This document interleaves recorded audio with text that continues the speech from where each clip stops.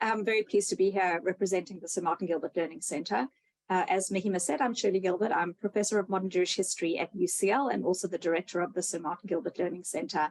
And Bethany Gaunt here with me is our Associate Director and also comes from an academic background. She has a PhD on the Holocaust from UCL. So first, before we jump right into the webinar, a little bit about the centre and about us. The centre, the Sir Martin Gilbert Learning Centre, was founded in 2018 by the widow and some friends of the late historian Sir Martin Gilbert, who of course was the biographer of Sir Winston Churchill and also authored dozens of books on the First and Second World Wars, as well as on modern Jewish history and on Israel. Sir Martin was a master of making historical research accessible to a wide public, and so fittingly, our aim at the centre is to act as a bridge between professional historians and the public. And in this case, in the case of teachers, especially to make historical research accessible to you and to bring material from the archives and from the historiography that you can take directly into your classroom. And we'll talk you through that and what we're trying to do a little more later. So part of the impetus for presenting this particular webinar on Jewish history is the unfortunate fact that anti-Semitism is growing in Britain and elsewhere. And certainly we've seen a very steep rise in anti-Semitic incidents in Britain in the last couple of years. So work is starting to be done to tackle this problem through education. And indeed, some of you may have encountered some of those educational initiatives which focus on anti-Semitism, many of them looking at some of the stereotypes and myths that are held about Jews, how Jew hatred has been manifest, how it is spread. Our approach at the Sir Martin Gilbert Learning Centre is building on that focus on anti-Semitism by focusing on Jews themselves, who they are, what they believe, how they live, and so on. We're very aware that your students are most likely to encounter Jews on school curricula as victims, probably for the most part in the context of the Holocaust, perhaps in the context of other periods in history. But often we know in feedback from teachers that their students arrive at this history with very little knowledge of who Jews are, or indeed why so much prejudice is directed against them. So our aim in our work is to provide some of that broader context and help you raise a bit more awareness among your students about the diversity of Jewish life in Britain and elsewhere, partly as a preface to studying the Holocaust, because we know that many of your students will do that, and partly also to counter misperceptions that might be feeding into your students' contemporary perspectives on Jews. Jews are very much a part of British history, as well as European history and world history, and they have been for many centuries. So it makes sense for them to feature, even in small ways, in the teaching of that history. So with that as a preface, we're going to start with a few questions that we'd like you to answer on behalf of your students. Really to address their statements more than questions, to respond to them as you think your students might respond to them. So Bethany will pop a link into the chat, which you can access either on your computer or on your phone. Should be very easy to click through these questions, and we'll give you a minute or two to do that. Great, I can see some results coming in already. Thank you. Just a reminder, as Shirley said, that you can answer these as you feel your students would perhaps answer them. There's no wrong answers here today. It's very informative to see how you think your students would respond to this. Mm.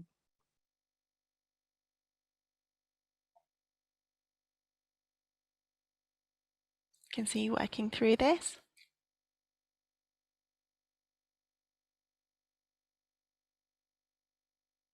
Another minute or so, I think.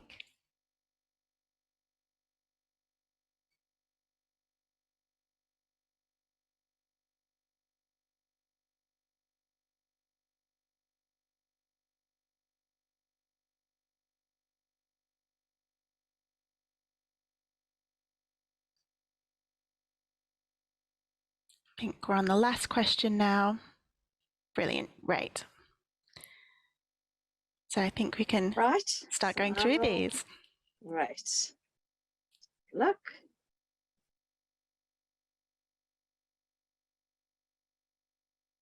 Right, so the first statement we put before you was all Jews observe the Jewish religion. How did the voting look on that, Bethany? So we've got 58% said that was true. All Jews do observe the Jewish religion. 32% said it was false, and 11% said, I don't know. So this is a tricky question, actually. Yes, Judaism is a religion, but many who identify as Jews, even who identify strongly as Jews, are not religious. So what does being religious mean in Jewish terms? Judaism requires adherents to observe many different laws and practices, including eating only kosher food, marking the Sabbath, marking various feast and fast days, dressing modestly, and many, many more. There are hundreds and hundreds of laws. So, and the images that you can see in front of you on the left and on the top in the middle, you'll see Jews wearing traditional dress. The men on the left are wearing a shtreimel, which is the fur hat that's worn by some ultra-Orthodox men. They're wearing the traditional prayer shawl. You'll see the boys wearing skull caps. The woman in the photograph in the middle is covering her hair. She's wearing long sleeves. These are ultra-Orthodox Jews who would observe many, if not most, if not all of those many, many rules of Judaism. But in the image on the right, what you see is students who are clearly dressed in a very different way. These are students at a Jewish high school in San Francisco. They don't adhere to the same conventions of modest dress, but they still attend a Jewish school. Similarly, for the middle slide on the bottom, these people look like any other citizens, but they're marching very explicitly under the banner of their Jewishness. And like these latter two groups, there are many Jews who express their Jewishness in very different ways to the ultra-Orthodox. For example, by joining Jewish organizations, as in going to a Jewish school, or perhaps having many Jewish friends, leading a social life that is more Jewish, or perhaps eating Jewish style food that's not necessarily kosher. And for many of these people, Jewishness is really central to their identity in a way that's separate from religious practice. And this is a model that is quite different from other religions, perhaps, that people are familiar with. This is a phenomenon that for centuries has made it very difficult to define Jews, or for people to understand exactly how Jews are defined. If they're not just a religion, are they an ethnicity? Is Jewishness a culture? Is it a heritage? Is it a nationality? All of these questions have been posed, and many different people have argued each of those internal combinations of them. The point is, in short, that people who call themselves Jewish define their Jewishness in many different ways, and religion is only a part of that. Brilliant. The next statement we made is, it is possible to be Jewish and proudly British. So the majority of you, 74%, agreed with that and said that was true. 16% said false, and 11% said, I do not know. The answer is true. And of course, it's also possible to be Jewish and a proud citizen of whichever nation you live in, not just British, of course. So this slide here has a rather wonderful image of a British Jew blowing a shofar, which is traditionally a ram's horn, and it's used in Judaism for religious purposes. It's similar to a bugle. This photo in black and white is from September 1932. And you will notice that the gentleman is very snappily dressed there in his suit and top hat. The traditional attire that ultra-Orthodox Jews might wear in synagogue when blowing the shofar is missing here. And instead, this man is very much showcasing his British identity. And next to him, we have Michael Bear at his inauguration as Lord Mayor of London. Again, the epitome of Britishness here, with all the pageantry that this role and ceremony entails. Like the Georgian gentleman, Michael Bear is not wearing any Jewish attire here. There's no skull cap, for example, and he's very much wearing this very traditional outfit, celebrating his role and position in British culture. So their integration into British society and their national pride are very much evident in their adoption of outfits that hold a particular place in the collective British consciousness. And as that image on the left demonstrates, being proudly Jewish and proudly British are certainly not mutually exclusive, and there are myriad ways to celebrate and demonstrate the various facets of your identity. So the third statement we gave you is perhaps the most difficult and contentious. Not all Jews believe Israel is the national home of the Jewish people. Now, of course, many Jews support the idea of Jews having their own national homeland. That is the definition of the term Zionism, which was coined in the late 19th century and described a national movement to find a homeland for Jews. But beyond that broad umbrella commonality, from the very outset, Zionism has been a very diverse movement with many different philosophies and approaches to what that national home is, what it looks like, with many different practical aims, different spiritual aims. In other words, Zionism does not mean just one thing. Also, while many Jews support the idea of Israel as a national homeland, they don't uniformly support everything that the Israeli government or the Israeli state says or does. Indeed, there could be no more illustrative day than today to demonstrate that point, that there are many Jews who are proudly supportive of Israel, but vehemently opposing what's currently being proposed by the Israeli government. Some Jews oppose Zionism altogether. What you see in the slide on the left are representatives of a very tiny fringe group called Neturei Karta. This is a group of ultra-Orthodox Jews who believe that Jews are forbidden to have their own state until the coming of the Messiah, and that actually by establishing Israel, Jews were usurping the role of God. Now, they're very much a fringe movement, but the point we wanted to make is that not all Jews uniformly support Israel or Zionism, and also that Zionism means many different things to different Jews, and that they have diverse attitudes towards the Jewish state and how it's run. Another tricky question. Jews are white. Bethany, what did people think about this? A real mixed bag here. So we have 42% agreed, said that was true, Jews are white, 37% said it was false, and 21% didn't know. So that makes sense that people wouldn't know. It's a difficult question. And the answer is that some Jews are what we would today call white. That's a very caveated answer, and even whiteness is a complex category. So in fact, when Jews migrated in very large numbers from Eastern Europe in the late 19th and early 20th centuries and came to the UK and to the United States, among other destinations, they were by no means unproblematically accepted into mainstream society. They were considered, as the saying goes, white but not quite. They experienced antisemitism. They were often recipients of the same kinds of harassment and racism to that which was experienced by other minority groups. There are also many diverse Jewish communities around the world. On the slide, you can see Yemenite Jews, Ethiopian Jews, Indian Jews. There are also established Jewish communities in Morocco and in other parts of Africa and Asia.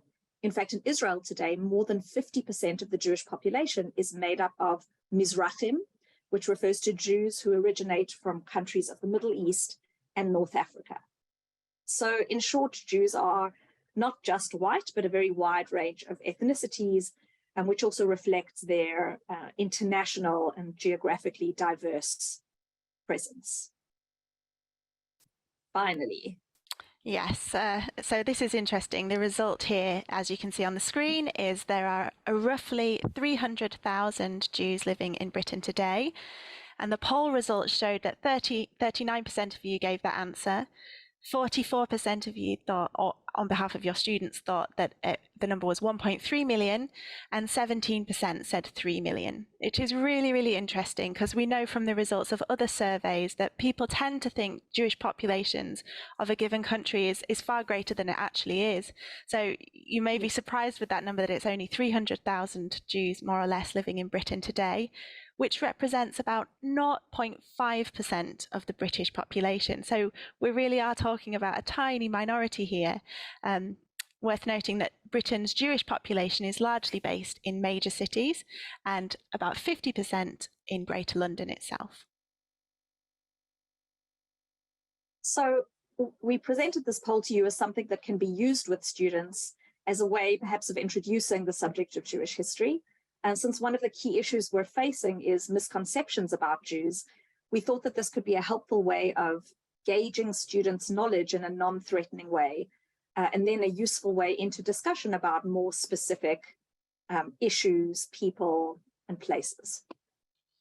I'm going to talk for a couple of minutes now about our aims and the outcomes we want you to take away from today's webinar. But first, we want to say how delighted we are to be here today and delivering this webinar as part of the HA's Diverse Histories in the Secondary Curriculum series. And we are aiming to pack quite a lot into today and give you some really practical ideas for how you can integrate Jewish history into your lessons. And not only do we feel this is important from the perspective of the necessary drive towards a broader diversification and decolonization of pedagogy, but as Shirli's already mentioned, there's been a really worrying upsurge in antisemitism in recent years. As teachers, you play a vital role in preparing your students for the world in general, and education and information are essential to counter misperceptions and fight prejudice. So today, as you know, hopefully, we're talking about Jewish history, and you may be thinking that you already dedicate quite a lot of time to Jewish history in your teaching, probably in the Holocaust. But here we get to one of the existing issues. Students currently encounter Jews primarily as victims, and they tend to know little about who Jews are, their diversity, why they have been persecuted. The Jews that they encounter currently are often other. They're quite literally physically separated from the rest of society and treated differently. And our aim is to move away from victimhood and focus more broadly on Jewish life, culture, and history to help students to understand the Jewish contributions to British history. In mine and Shirli's work for the Sir Martin Gilbert Learning Centre, we draw on Martin Gilbert's approach of foregrounding individuals in history. It's through the lens of the individual that students can really get to grips with how historical events were lived and experienced by those on the ground. But it's really important to say that we do not, of course, want tokenism. We're not advocating that you artificially insert a Jewish figure into your teaching for the sake of it. But Jews have a long and rich history in Britain, Europe, and the world. Put simply, there's no reason why they shouldn't be there. They shouldn't be absent from history lessons. So it's our aim today and in our work more generally to make integrating Jewish history practical, realistic, and accessible. And this is a really great starting point for weaving Jewish lives into your teaching. We know how stretched and pressured teaching is. We completely get that often the desire to introduce new material is there, but the time and the resources simply aren't. So what we're doing is creating resources to save you time and effort. Of course, teaching on minority groups should be as academically rigorous as teaching on any other area, but we know from our own research that teachers feel they lack awareness, they lack confidence, and perhaps even lack the language to talk about minority groups, including Jews. And that is where we're trying to help today and in general. We're creating resource packs, and we'll introduce one of those to you today. We see ourselves as a resource for you. So going forward, we want to ensure we are in tune with your needs. We want to hear what you would like to see from us in future, what areas you'd like to see resources on, and later today we'll invite you to share your needs. But we hope that you will leave today with some practical ideas for ways of introducing Jewish history to existing areas in your teaching, and with some very concrete suggestions for how to take significant steps forward in diversifying your curriculum. So we're going to jump right in and get started with looking at how we can introduce Jewish history into the classroom. As I said just now, Jews are a part of British society, one of many groups that make up this multicultural society in which we live, and therefore it should be unsurprising that they feature at many key moments in British history. So to start with, we're going to suggest 5 short examples of where it might be productive to include Jews in your teaching as a way of broaching the overarching question of where and how Jews can be woven into your teaching of the curriculum. Following on from that, we'll move into a more detailed inquiry on Jewish refugees in Britain in the 1930s in order to demonstrate more concretely how this might work. Based on your feedback, we would look to create comprehensive resource packs on any or all of these topics or other areas as well. So please do flag up with us where your needs lie. We'll begin with our first example, and this is one I'm really glad to begin with because we're coming to the end, as you'll know, of Women's History Month. So one space we thought it might be interesting to introduce a female Jewish individual is in your broader teaching of the suffrage movement. A number of Jewish men and women were involved in the suffragist movement, and in 1912, the Jewish League for Women's Suffrage was created. It was the first organisation in the world dedicated to both national and Jewish female suffrage. And while the League attracted significant support, the Jewish Chronicle published letters demonstrating quite a wide range of views from the Jewish community, including those who feared that suffragist militancy would result in increased antisemitism. One reader anxiously wrote in saying, "Do you not see how dangerous it is to us when Jews take a place in the ranks of unrest?" So that concern was from 1912. But despite these sorts of objections, a significant number of Jews did play a role in campaigning for suffrage. And one Jewish suffragette I'd like to introduce to you today is Lily Delissa Joseph. She was born Leah Alice Solomon in 1863 in Bermondsey, London, to a wealthy Jewish family. She was an artist, and indeed the image you can see here is Lily's own self-portrait, and it's one of her few works that depicts her Judaism. She's painted herself observing the Jewish Sabbath with her head covered and holding the Shabbat candles. Her faith and her suffragist stance were very much intertwined. And in 1912, Lily famously missed the launch of an exhibition of her own work because she had been imprisoned for her suffragist activities. Her husband submitted the following letter to the Jewish Chronicle. He wrote, "Mrs. Joseph was unable to receive her friends at the private view of her pictures, as she was detained at Holloway Jail on a charge in connection with the women's suffrage movement." Lily Delissa Joseph certainly wasn't afraid to push boundaries and break stereotypes. She was one of the first female motorists in England, and she learned to pilot planes in the 1920s when she was in her 50s. She's a really fascinating and engaging figure, and just one of a number of Jewish suffragists. Moving on, another area you could include Jewish individuals is in your teaching of World War I. There were between 50 and 55,000 Jewish soldiers who served in the First World War from the UK and the Commonwealth. Of a total of 626 Victoria Crosses awarded in World War I, 5 were presented to Jewish soldiers. Jews fought for Britain in a wide range of regiments, and there were 5 battalions of the Royal Fusiliers Regiment who were formed of Jewish volunteers, including Jews from Russia and the US. These battalions were known as the Jewish Legion. And one Jewish soldier we've highlighted here is Isaac Rosenberg. Rosenberg was born in Bristol, and his parents were Lithuanian Jewish immigrants. Rosenberg served with the King's Own Royal Lancaster Regiment on the Western Front, and you may be familiar with his name because he's celebrated for the poetry he wrote about his wartime experiences. Indeed, his name is featured in Westminster Abbey's Poets' Corner. Of course, today we're talking about history, but there's obvious cross-curricular potential to include Rosenberg in English lessons. His poems are widely available and they offer a really fascinating insight into his wartime experience.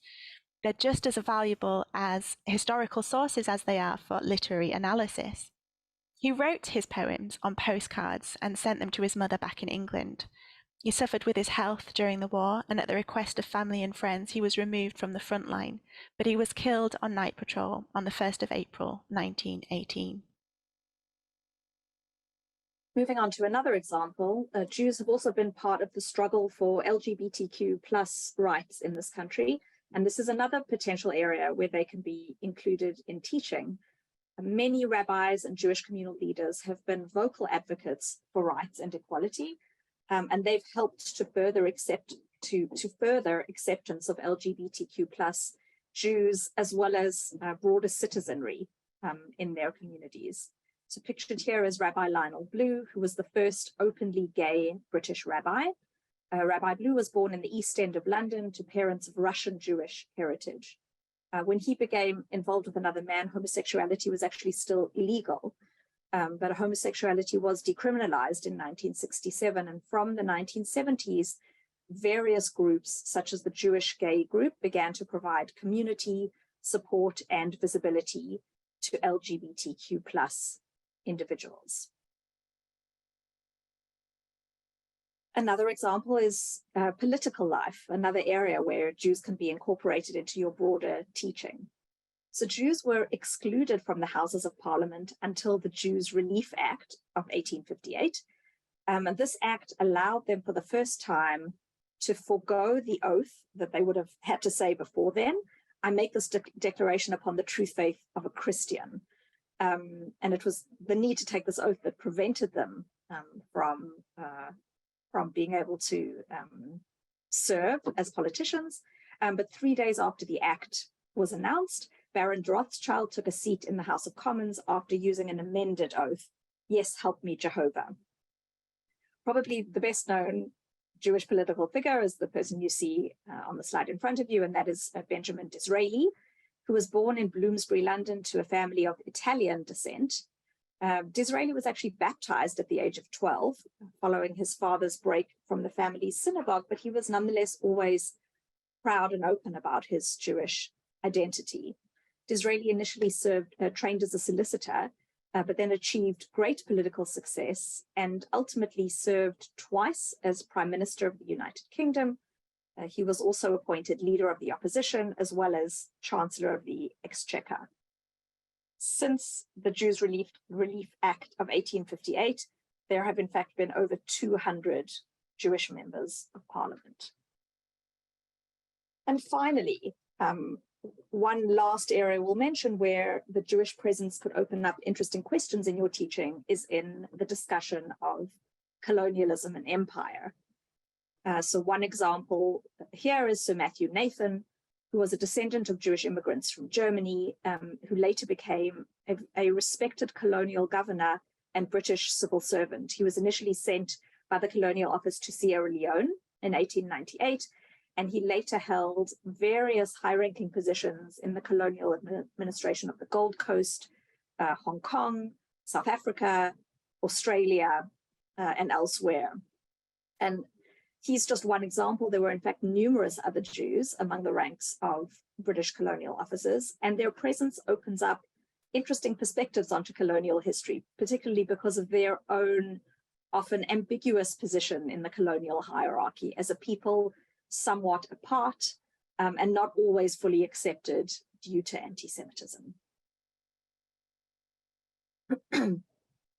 So these are just some very short examples of where Jews can be woven into your teaching of British history more generally. And the point that we think it's really important to convey to students through these examples is that Jews are members of British society alongside other citizens. And indeed, of course, this counts not just for British history, but for other histories too. That Jews are members of society, contributing members of society alongside many others. So these kinds of examples show them not just as victims, but as ordinary people, as participants in national life, as contributors to important causes and developments alongside many other citizens. And hopefully introducing these kinds of examples helps to enrich the history you're teaching and also to reinforce this point that Jews are not just victims, but form part of a diverse and multifaceted society.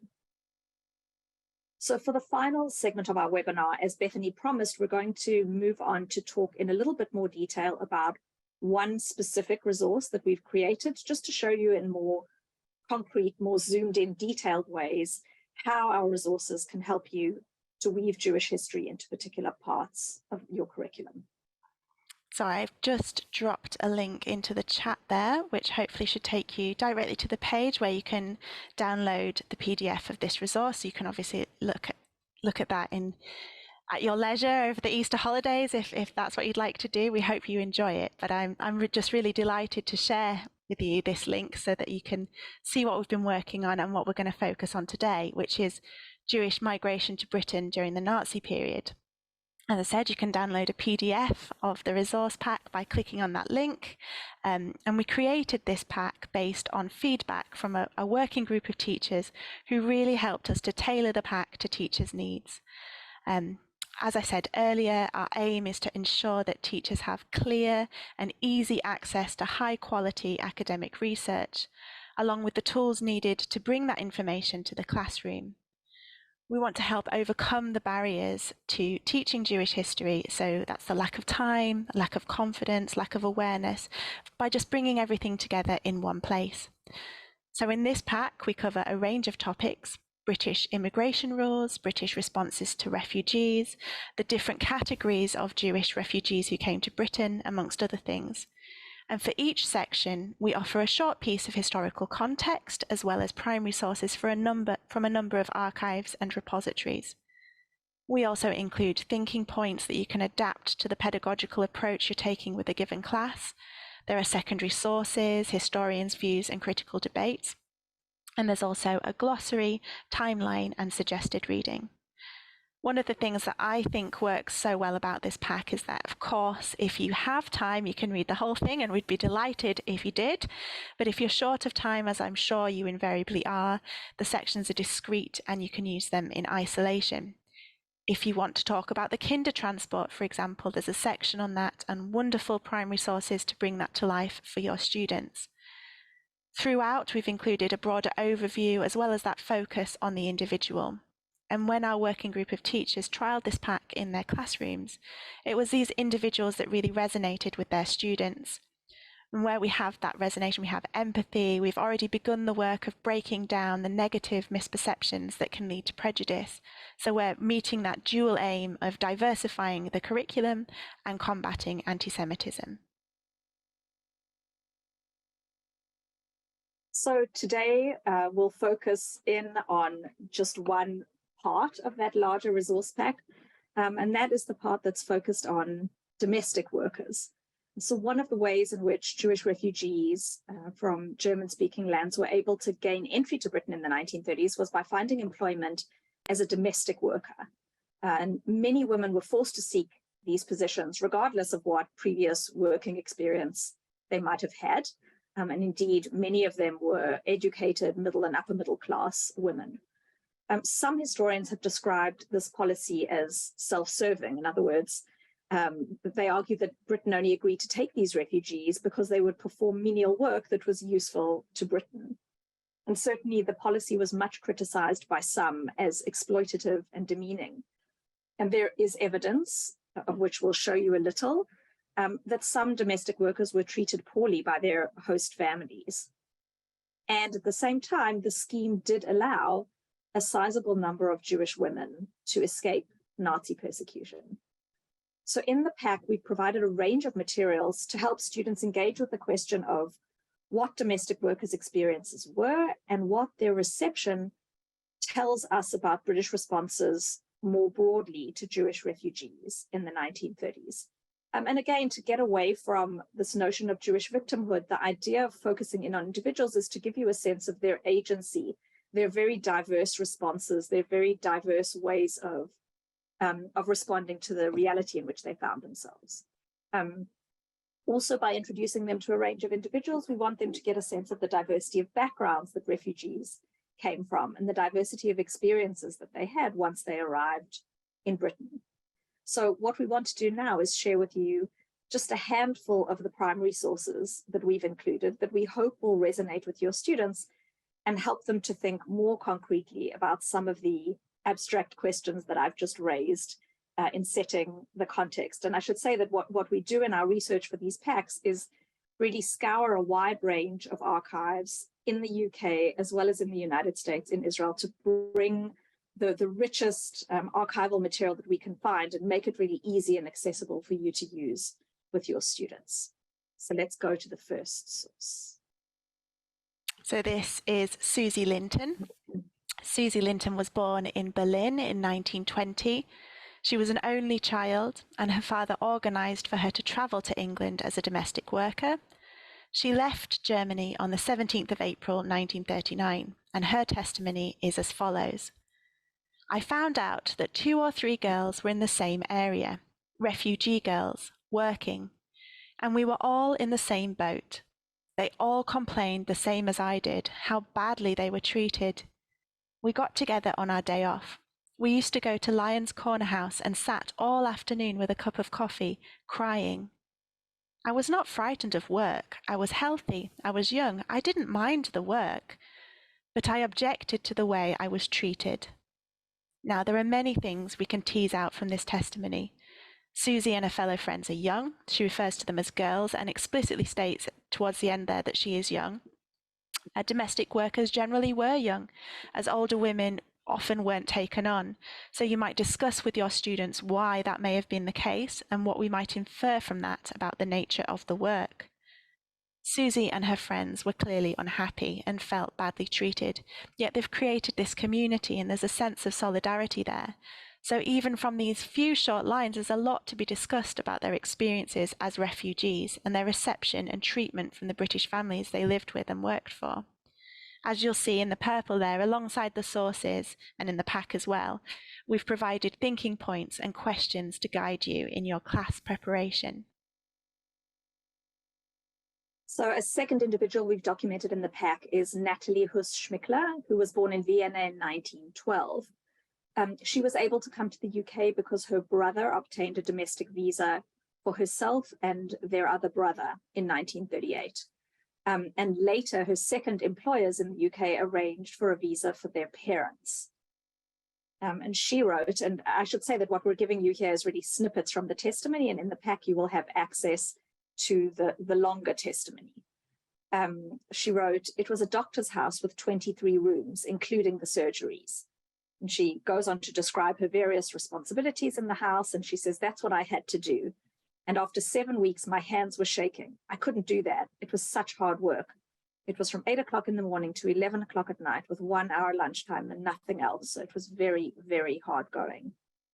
And I'm sorry to say, I don't know if I should say it. I'm sorry to say, my brother phoned my employer to say that it's such hard, long hours and so on. And she said, well, if it's too much for her, I'll send her back to Hitler.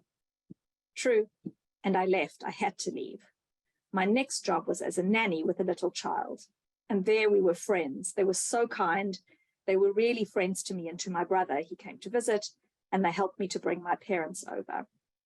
So Natalie's example we thought was interesting because it really demonstrates the diversity of experience, that on the one hand, her first employer was someone who was clearly unsympathetic to her needs, who went so far as to say something as unfeeling as, I'll send her back to Hitler, whereas her second family was clearly much more sympathetic, very hospitable, and also helped her further with the rest of her family.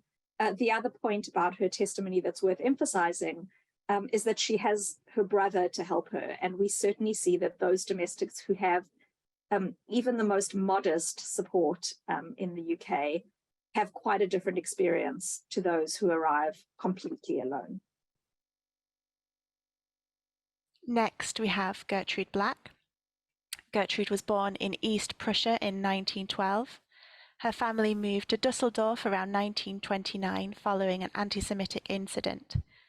She married in 1937 and fled to England with her husband and their baby daughter.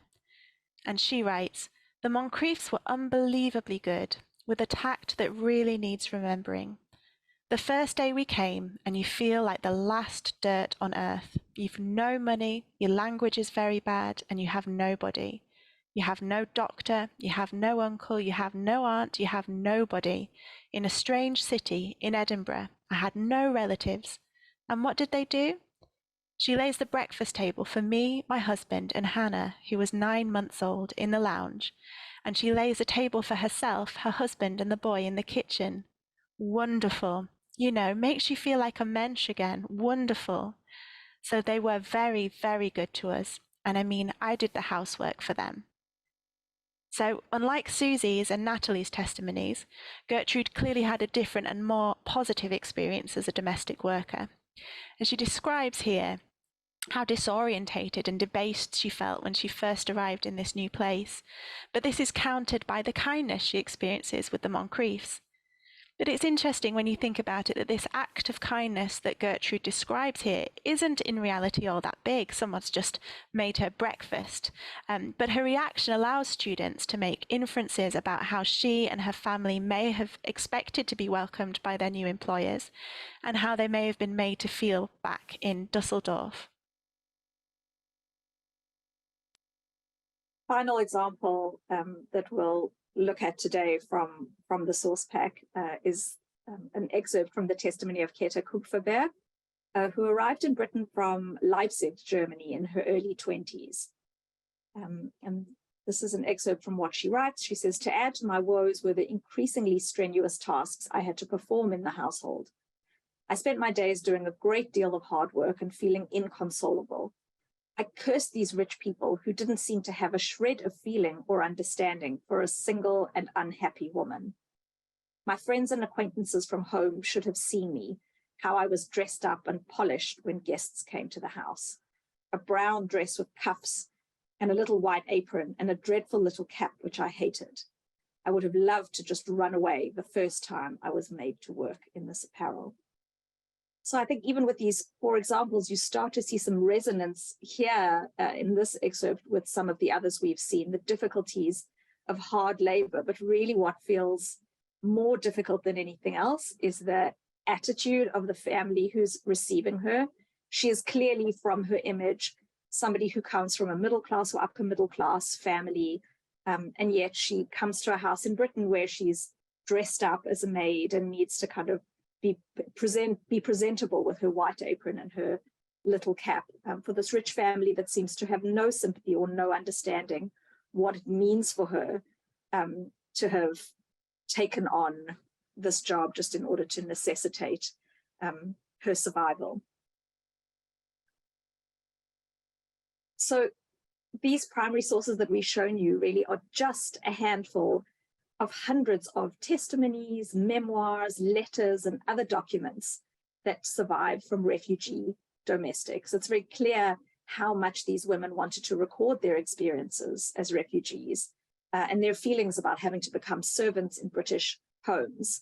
But their accounts have remained largely unexplored. So we thought it would be exciting to have students begin engaging with them in the classroom.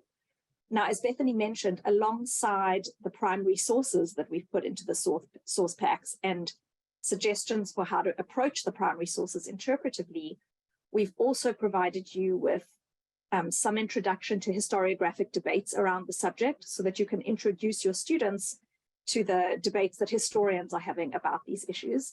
In the case of domestic workers, we've drawn particularly on the work of, among others, Jennifer Craig Norton, who's a real leading scholar on Jewish refugees in Britain, and she's currently doing some path-breaking research on Jewish domestic workers. And in the further reading list in our source pack, you'll find some more work by her. She's emphasized that even though these domestic workers were the single largest group of refugees admitted into the UK in the interwar period, they're almost entirely absent from the national narratives that have formed around Britain's response to fascism, which is fascinating. And Craig Norton explores in her work the question of why are these refugees not spoken about in the same celebratory ways that we speak about the Kindertransport or refugee academics or scientists who were brought to the UK in the same period, particularly since these refugee domestics were, as I've just said, the largest group of refugees. And she says it's because it was difficult for Britain to claim uncomplicated humanitarian motives for this group in the same way that they could for the other groups, because these women were only offered rescue on the condition that they would labor away in private homes. And I think we think this opens up very interesting questions to discuss with your students, perhaps also related to how we approach refugees today. So as I said, we provide you with a list of readings, both on the topic of domestic workers and more broadly on Jewish refugees, should you have the time and inclination to do broader reading. but we're also very conscious, again, as Bethany said, that probably you don't have that time. And so what we've also done is to bring material to you in a very neat, accessible way. Yeah. So what we've just presented to you here is just a snippet from that resource pack, as we said. If you happen to be interested in looking at domestic workers in greater detail, there is an amazing primary source in the pack that I'd strongly recommend you take a look at, which is a letter written by a Mrs. S. Hurst inviting a domestic worker into her home. And it just gives a really fascinating insight into the other side of the coin. So what British families were hoping for from the refugees they took into their homes. And that's included in the pack, so check it out if you have time. But based just on the brief testimonies we've heard from these 4 female Jewish refugees who came to Britain as part of the domestic worker scheme, there are many elements you could tease out with your students. You could explore the deeper layers of learning and discuss, for example, what do the women's testimonies suggest about the experiences of refugees, and what do we learn from the testimonies about how they were received by ordinary Britons? And finally, what does this tell us more generally about attitudes towards Jews? So we'd like to leave some time for your questions and comments. We're very conscious of your time, and so we've tried to pack a lot in nice and efficiently, but we'll end our overview there and hope both that we've persuaded you that there is some value in weaving Jewish history and individual Jews into your broader teaching as a way of demonstrating to students that Jews are really a part of British and European history, and that you've come away with some concrete ideas for how that might be done. As Bethany said earlier, our primary aim is really to make it as easy as possible for you to do that.